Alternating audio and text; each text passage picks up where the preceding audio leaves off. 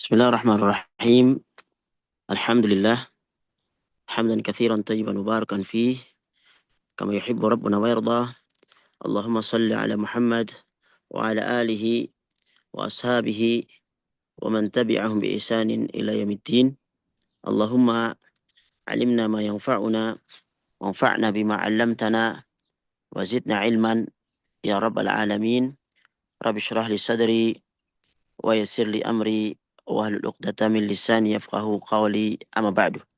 Segala puji bagi Allah Subhanahu wa taala yang memudahkan pertemuan kita pada kesempatan kali ini, yang mana Allah mudahkan pertemuan ini dan saya berada di kebun kurma Qasim, Saudi Arabia, yang mana sekarang di sini sedang musim panas yang sangat luar biasa, dan ini cocok untuk kurma-kurma sukari yang ada di Qasim yang nantinya dinikmati oleh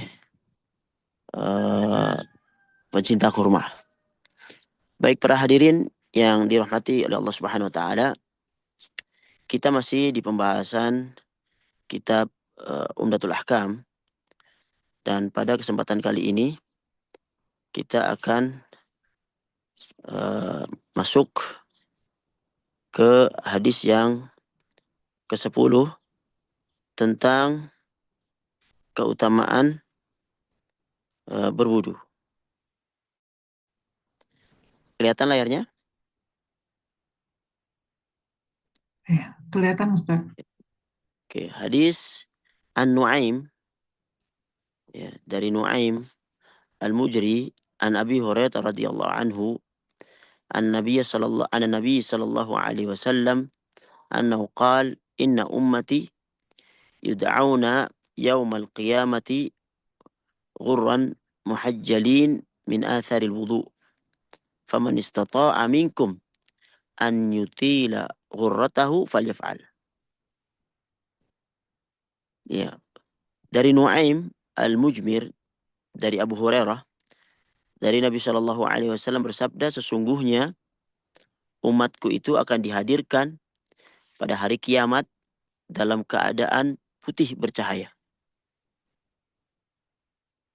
Dalam keadaan putih bercahaya. Disebabkan bekas wudhu. Jadi barang siapa di antara kalian bisa memperpanjang cahayanya, hendaklah hendaklah ia lakukan. Wa fi lafdin akhar, di lafaz yang lain, ra'aitu Aba Hurairah yatawadda faghasala wajhahu wa yadayhi hatta kada yablughu mankibaini thumma ghasala rijlaihi hatta rafa'a ila as-saqaini thumma qala sami'tu Rasulullah sallallahu alaihi wasallam yaqul inna ummati yud'auna yawmal qiyamati ghurran muhajjalin min athari al-wudu' faman istata'a minkum an yutila ghurratahu wa tahjilahu falyaf'al. Fi lafdhin Muslim wa fi lafdhin li Muslim sami'tu Khalili sallallahu alaihi wasallam yaqul tablughul hilyatu minal mu'min haitsu yablughul wudu'. Ya, dalam lafaz yang lain, bahwasanya aku melihat Abu Hurairah berwudu lalu membasuh wajahnya dan kedua tangannya hingga hampir mencapai lengan. Ya. Kemudian membasuh kedua kakinya hingga meninggi sampai pada kedua betisnya. Kemudian beliau berkata, seperti hadis yang sebelumnya, aku mendengar Rasulullah bersabda, sesungguhnya umatku datang pada hari kiamat dalam keadaan putih bercahaya disebabkan bekas wudhu. Maka barang siapa di antara kalian mampu untuk memanjangkan putih pada wajahnya, maka hendaknya dia melakukannya. Hadis riwayat Muslim. Di lafaz Muslim yang lain, perhiasan seorang mukmin adalah sejauh mana air wudunya itu membasuhnya. Para hadirin yang dirahmati Allah Subhanahu wa taala, hadis-hadis ini, ya, 3 hadis ini menerangkan kepada kita tentang fadilah daripada berwudu. Dan ternyata umat Nabi Muhammad sallallahu alaihi wasallam nanti di hari kiamat mereka akan dikenali dengan bekas wudunya. Ya, dikenali dengan bekas wudunya. Yang mana Nabi SAW memberi kabar gembira ini, ya, dan kepada umatnya tentang keutamaan mereka pada hari kiamat di antara umat-umat yang lain. Yang mana mereka dipanggil dan mereka datang. Ya, subhanallah. Di tengah-tengah umat yang sangat membutuhkan syafaat, sangat membutuhkan pertolongan, ternyata mereka termasuk dari orang yang dipanggil. Ya. Dan di kepala-kepala mereka itu ada sinar yang memancar dalam muka-muka mereka, di tangan mereka, kaki mereka, ada nur, ada cahaya. Dan ini semua terjadi dikarenakan ketika di dunia dia melakukan ibadah yang luar biasa, yaitu berwudu. Subhanallah. Ya, yang mana mereka membersihkan anggota tubuhnya sebelum menghadap Allah Subhanahu wa taala, sehingga ketika mereka sholat dalam keadaan sebaik-baiknya keadaan, ya, mereka berwudu karena mengharap ridho Allah Subhanahu wa taala dan pahala yang ada di sisinya. Maka mereka juga mendapatkan balasan di hari kiamat, ya, dengan balasan yang setimpal, yaitu eh, dipanggil, ya, dengan wajah mereka yang bersinar dikarenakan bekas wudu yang mereka lakukan di dunia. Maka Abu Hurairah, ya, ijtihadnya, ya, ijtihad Abu Hurairah, ya, cahaya itu sesuai dengan apa yang ia lakukan dari memanjangkan dari wudunya. Misalnya tangan yang harusnya sampai siku, dia sampai ke atas sedikit. Ya, kaki yang harusnya sampai mata kaki di ke ataskan dikit. Ya, ini uh, barang siapa yang bisa melakukan maka lakukanlah. Ya, walaupun ini ijtihad Abu Hurairah, ya. Ya, dan syariatnya dia sampai siku, kaki sampai mata kaki. Dan Abu Hurairah mengharapkan sinar ini tuh memanjang dari lengannya sampai atas, diharapkan sampai atas sikunya, ya, sesuai dengan anggota tubuh yang terkena terkena wudhu. Para hadirin yang dirahmati Allah Subhanahu wa taala, eh, terjadi perbedaan pendapat daripada ulama berkenaan dengan seseorang yang melakukan seperti yang Abu Hurairah lakukan, ya, memanjangkan wudhunya dari siku misalnya sampai lengan, atau dari kaki, mata kaki sampai betis misalnya. Jumhur ulama berpendapat tentang hal ini bahwasanya mubah. Karena apa? Karena beramal dengan hadis yang kita sebutkan. Barang siapa yang bisa memanjangkan kurut tahu, maka falyaf'al, maka lakukanlah. Kemudian mereka berbeda pendapat. Sampai mana batasnya? Ya kan? Sampai mana batasnya tentang mustahab ini?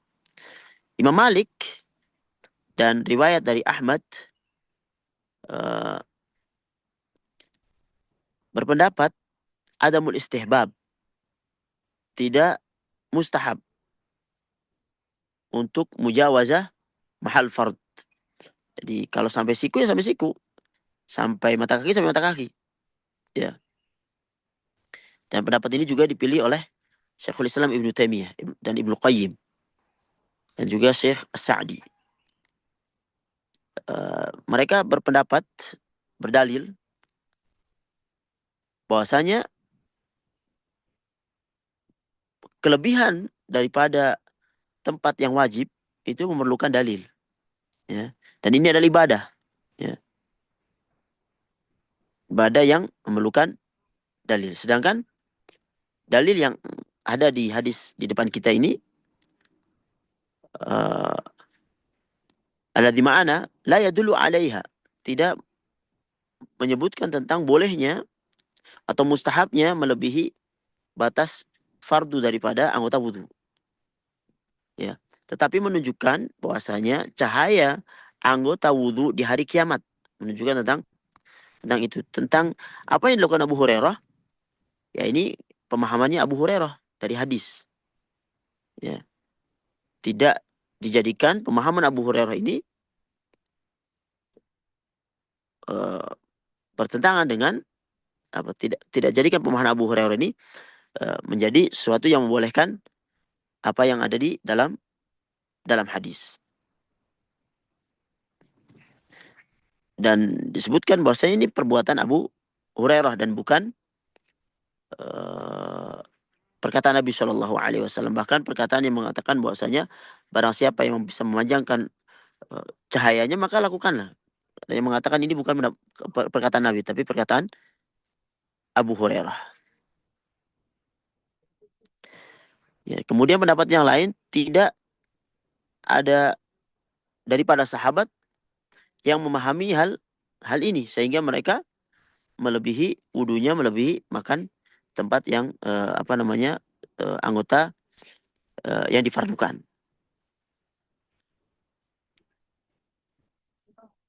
Kemudian juga kalau kita lihat hadis-hadis sebelumnya berkenaan dengan sifat wudu Nabi Shallallahu Alaihi Wasallam, bagaimana beliau membasuh mukanya, membasuh tangannya, ya, membasuh kakinya, itu tidak disebutkan melebihi daripada uh, batas yang ditentukan. Seperti hadis Maula Uthman, ya, tidak disebutkan melebihi siku kaki, tangan, dan kaki juga tidak melebihi mata kaki.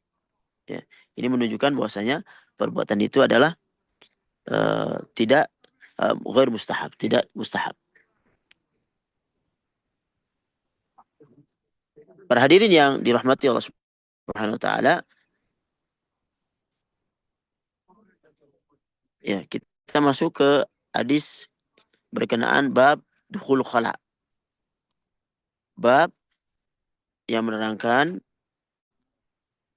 berkenaan dengan masuknya seorang ke uh, ke kamar mandi, ya, untuk buang hajat.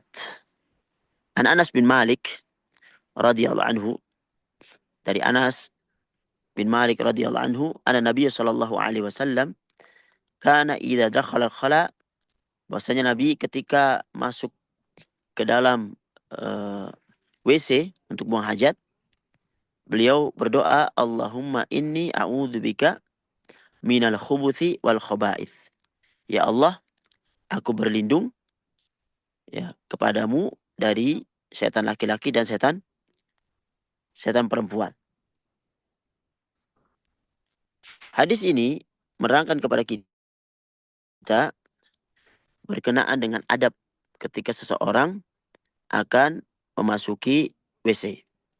Ya, yang mana tentunya setiap orang akan melakukannya karena ini adalah hajat, kebutuhan yang harus dilakukan. Berapa banyak, ya, orang yang tidak bisa buang hajat, mereka harus dioperasi, harus rela mengeluarkan harta yang sangat banyak. Ya. Ini adalah nikmat dari Allah Subhanahu wa taala, dari hal-hal yang tidak diperlukan oleh tubuh itu dikeluarkan. Para hadirin yang dirahmati Allah Subhanahu wa taala, jadi Anas bin Malik radhiyallahu anhu ini adalah khadimnya Nabi Shallallahu alaihi wasallam.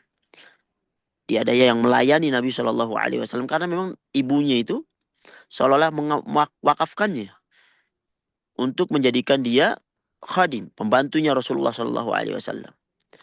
Dan dengannya dia bisa bebas masuk dan keluar dan belajar kapanpun bersama Nabi Shallallahu alaihi wasallam, sehingga hal-hal yang seperti ini yang sifatnya pribadi, ya, itu bisa disampaikan kepada kita ilmu Rasulullah Shallallahu alaihi wasallam berkenaan dengan masuknya Nabi Shallallahu alaihi wasallam ke WC. Ya, ini kan luar biasa. Beliau menyebutkan dalam hadis ini tentang adab Nabi SAW ketika uh, buang hajat. Bahwasanya uh, beliau SAW, ya, yang mana beliau tidak pernah meninggalkan zikir kepada Allah Subhanahu wa taala kecuali ketika beliau berada di tempat buang hajat.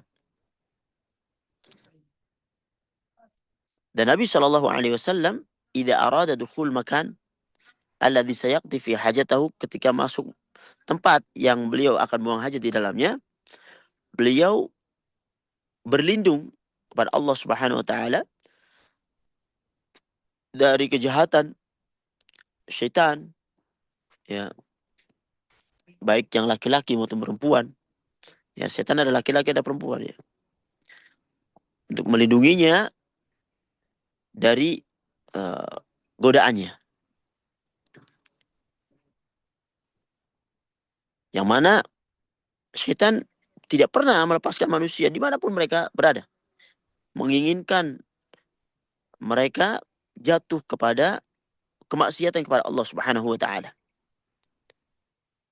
Maka Nabi SAW mengajarkan kepada kita untuk berlindung kepada Allah Subhanahu wa taala dari kejelekan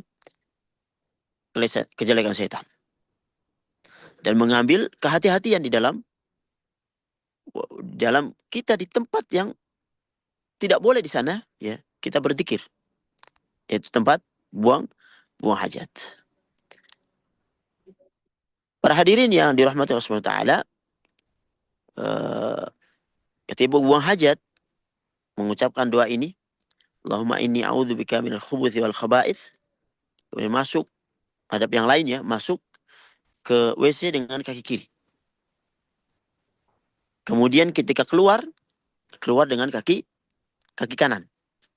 Kemudian berdoa, ghufranak. Ya. Kita mohon ampun pada Allah Subhanahu wa taala karena telah meninggalkan zikir di tempat yang memang tidak boleh berzikir. Ya. Hadis ini memberi faedah kepada kita tentang istihbab. Ya. Dianjurkan untuk berdoa dengan doa ini bagi orang yang akan masuk tempat buang hajat, untuk uh, agar terlindung dari godaan syaitan yang selalu ingin membuat dirinya itu, diri mereka itu berada dalam kerusakan. Berapa banyak orang yang masuk, ya, buang hajat, kemudian berwudu dan segala macamnya, terjadi was-was, ya, najis atau tidak, atau terjadi penyakit yang membahayakan. Ya, kita berdoa kepada Allah Subhanahu wa taala.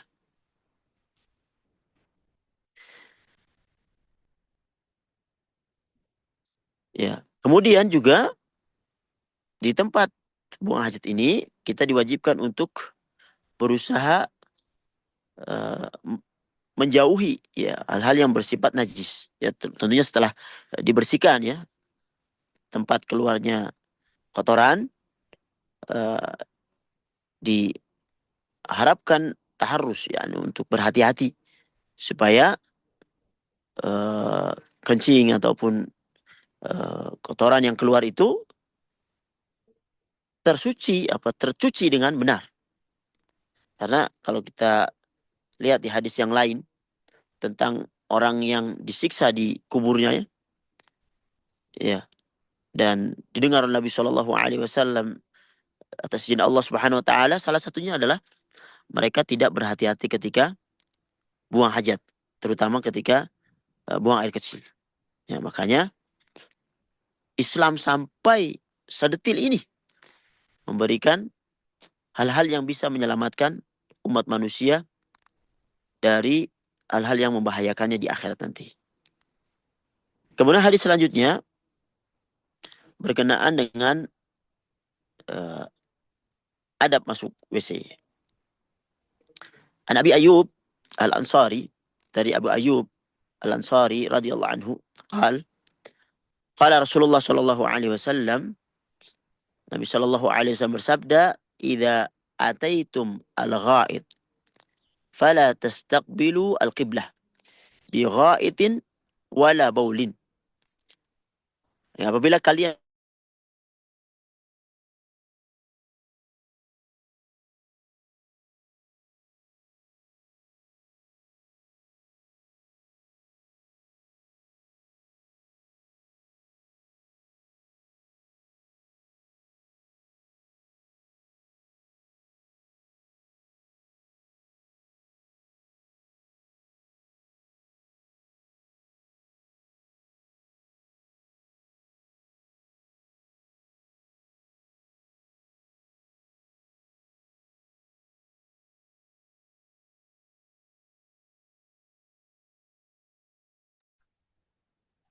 Afwan Ustadz, suaranya hilang Ustadz.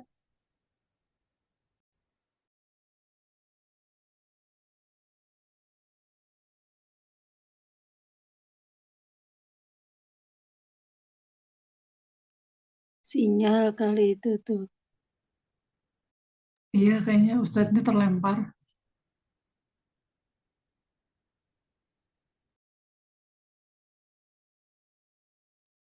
Suara tiba-tiba hilang.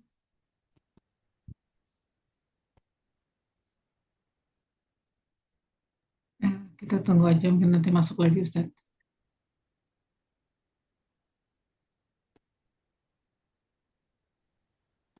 Oh ya, Udah Allah, HP-nya terlempar ya Ustadz. panas. HP-nya kepanasan Oh, sehingga ngeheng dia. Baik, saya masih jadi ini.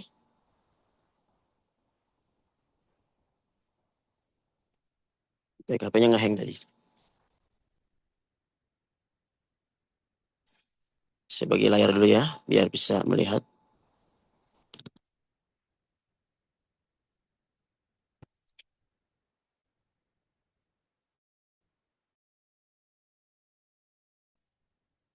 Baik,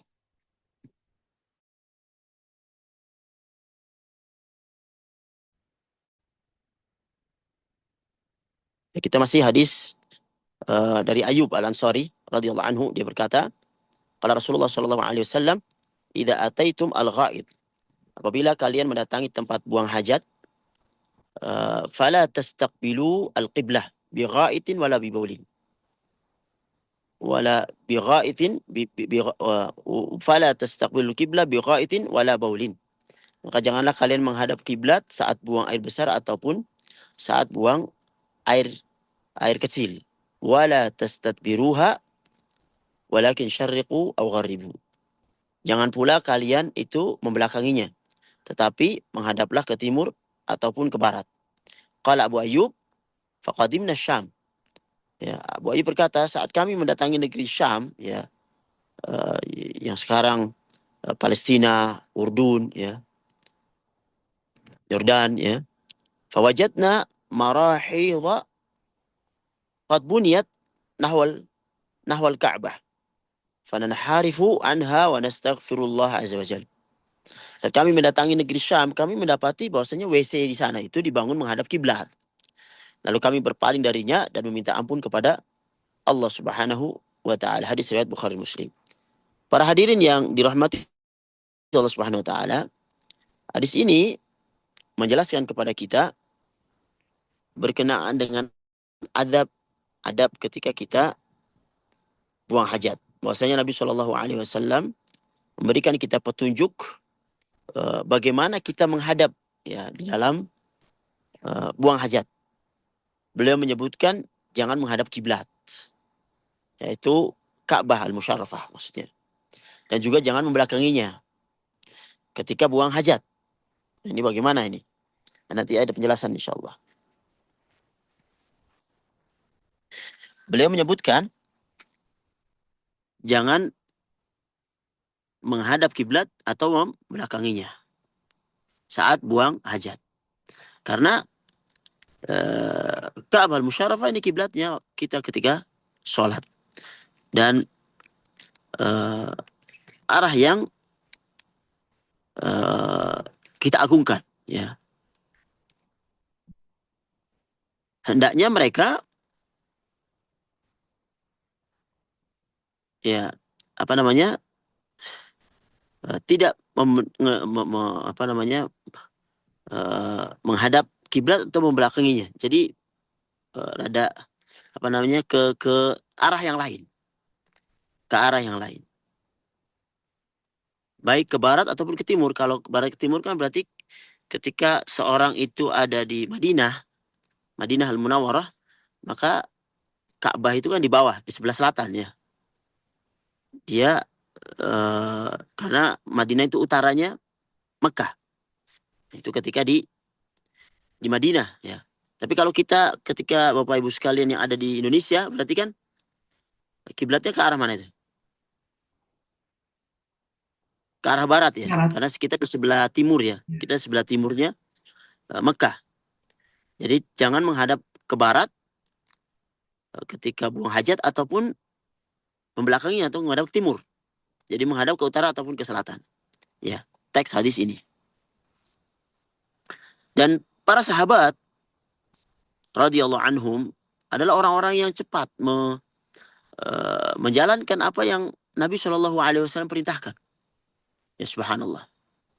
Karena mereka mengetahui bahwasanya apa yang Nabi sampaikan, Nabi tidak mengatakan dengan nafsunya, tetapi in huwa illa wahyu yuha, tetapi wahyu yang diberikan kepada beliau Shallallahu Alaihi Wasallam. Maka Abu Ayyub ketika melakukan perjalanan ke Syam, ya, dan orang-orang Quraisy juga dulu melakukan perjalanan ke Syam, ya, mereka berdagang.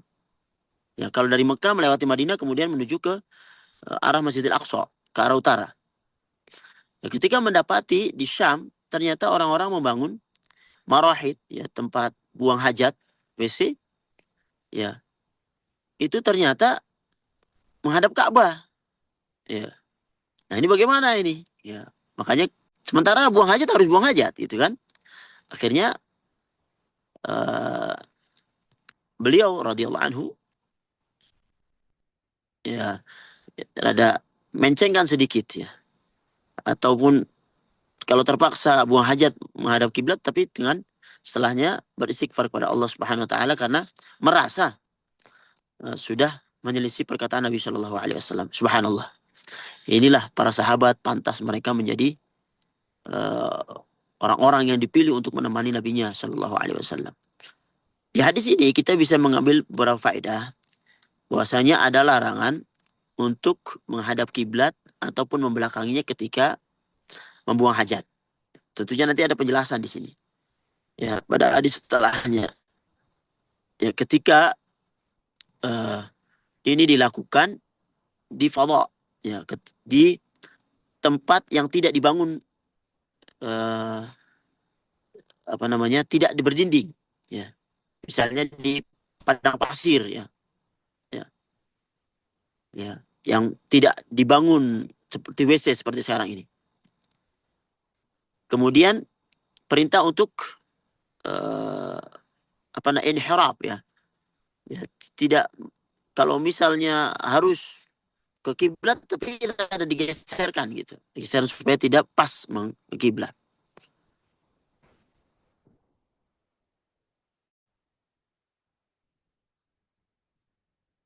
Kemudian Al-Ka'bah Al-Musyarrafah, untuk mengagungkan Ka'bah Al-Musyarrafah dan menghormatinya.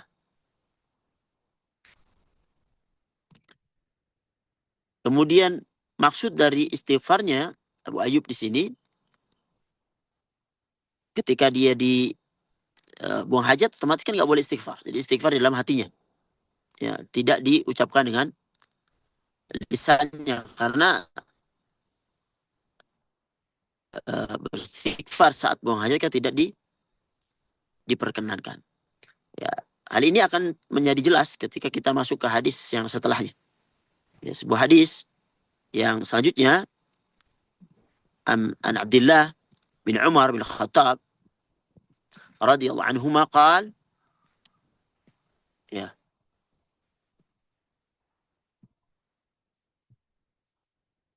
raqitu yauman ala baiti Hafsah. Saya suatu hari, ya, manjat rumahnya Hafsah. Hafsah ini saudara perempuannya, saudara sekandung, ya. Dan dia istri Nabi sallallahu alaihi wasallam. Fara'aitu Nabiya sallallahu alaihi wasallam yaqdi hajatahu mustaqbil Syam, mustadbira al-qiblah. Maka saya melihat, nggak sengaja, ya, Nabi sallallahu alaihi wasallam duduk saat buang hajat dalam keadaan menghadap Syam. Ya, menghadap Syam. Ketika di Madinah berarti menghadap ke utara dan membelakangi kiblat. Hadis ini memperjelas apa yang ada di hadis sebelumnya. Bahwasanya Ibnu Umar suatu hari tanpa sengaja dia naik rumahnya saudara perempuannya Hafsah. Nah, Hafsah ini istri Nabi Shallallahu Alaihi Wasallam, anaknya Umar, ya, anak perempuannya Umar. Dan dia melihat Nabi Shallallahu Alaihi Wasallam, karena pada waktu itu kan, ya, rumah itu masih sederhana, ya. ya masih apa namanya, ya sederhana, dengan dari pelepah kurma, tidak terlalu tinggi, ya kan, tidak seperti yang sekarang tertutup gitu ya. Dia melihat Nabi SAW buang hajat menghadap mutajiha nawasyam, yani menghadap Syam dan membelakangi kiblat. Para ulama berbeda pendapat untuk menggabungkan dua hadis ini, hadis yang tadi dengan hadis yang sekarang ini, ya, tentang hukum menghadap kiblat atau membelakanginya ketika buang hajat. Ada yang mengatakan bahwasannya itu dhahaba ila tahrim. Ini haram mutlakon. Nggak boleh sama sekali, haram. Ya.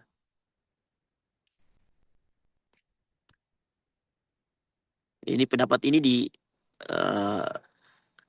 oleh Ibnu Hazm, ya, Al-Zahiri.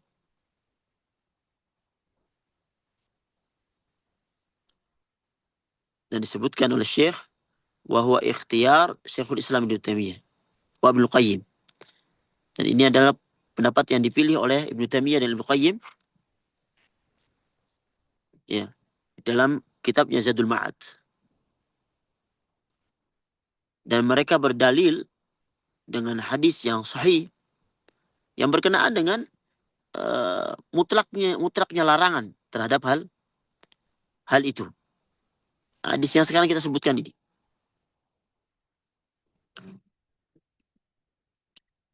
Sedangkan ulama yang lain seperti Malik, Syafi'i, dan juga Ahmad, dan juga Ishaq, dan ini wahwa marwiyun an Abdullah bin Umar, yang diriwayatkan oleh Abdullah bin Umar, dan Syabi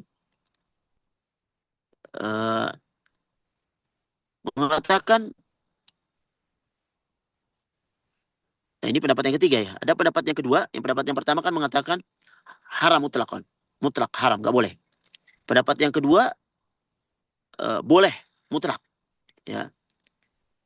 Jadi tidak mengapa. Nah, pendapat yang ketiga ini yang tafsil, merinci, ya, seperti Malik dan Syafi'i, Ahmad itu merinci. Mereka mengharamkan ketika fil fadha, ketika di tanah lapang, ketika di padang pasir. Tapi membolehkan ketika hal itu fil bina, ya, di WC yang apa namanya, ada bangunannya, ya. Dan ini adalah madhab yang wallahu a'lam lebih mendekati kepada kebenaran, disebut oleh Syekh al-madhab al-haq, yang mengumpulkan dua hadis dan tidak membatalkan salah satu dari keduanya, ya. Walaupun kalau kita mau mengambil keluar dari khilaf, maka ketika membangun WC, walaupun yang sudah apa namanya ada bangunannya, ya usahakanlah, ya, tidak menghadap ke kiblat ataupun membelakanginya. Kalau kita di Indonesia berarti jangan menghadap ke barat atau ke timur, tapi menghadap ke utara ataupun selatan, begitu ya. Di hadis ini apa namanya memberikan faedah kepada kita tentang khilaf yang disebutkan tadi, bahwasanya